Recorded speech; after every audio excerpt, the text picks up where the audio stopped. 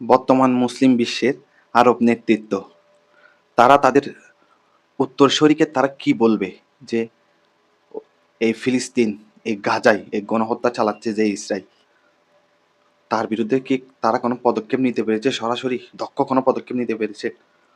পরবর্তীতে তাদের উত্তরসূরি যখন এই ফিলিস্তিনের ইতিহাস পড়বে, গাজার ইতিহাস পড়বে, বাইতুল মাকাদ্দাসের ইতিহাস পড়বে, তখন কি তারা বলতে পারবে? তাদের উত্তরসূরি যখন জিজ্ঞেস করবে আমার পূর্ব নেতৃত্ব, আপনারা কি ক্ষমতায় থাকার পরেও পেরেছেন এটা?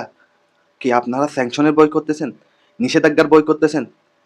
যদি নিষেধাজ্ঞার বই করতো কাকা বিন অমর, কাকা বিন অমর এই ইয়ারমুকের যুদ্ধে যখন ঘোড়া নিয়ে যাচ্ছিল, ঘোড়া নিয়ে সম্মুখে যুদ্ধে সরাসরি যাচ্ছিল, তখন উনি চিন্তা করেন নাই যে আমাকে কে স্যাংশন দিবে, আমাকে কে নিষেধাজ্ঞা দিবে। হজরত সালাউদ্দিন আইবি, সুলতান সালাউদ্দিন আইবি চিন্তা করে নাই যে আমাকে কে নিষেধাজ্ঞা দিবে, কে স্যাংশন দিবে। সুলতান নুরুদ্দিন জাহাঙ্গীর চিন্তা করে নাই, ইসলামের খলিফারা চিন্তা করে নাই। এমনকি যখন এই মঙ্গল আব্বাসী খেলাফতের পতন ঘটায়, আব্বাসী খেলাফতের শেষ খলিফা বলতেছেন তিনি, আমি মুসলিম জাহানের খলিফা, আমি এই মঙ্গলদের কাছে মাথা নত করব না। তিনি শহীদ হলেন, দরকার হলে আমার প্রাণ নিয়ে ফেলো, তবুও তিনি তাদের কাছে মাথা নত করে নাই।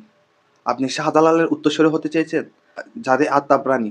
আপনি কি ইমাম বুখারি, আপনি মুসলিম বিশ্বের যত আলেম ছিল, যত খলিফা ছিল, যত লিডার ছিল, আমাদের যারা পূর্বসূরি, তাদের মতো হয়ে চেয়েছেন?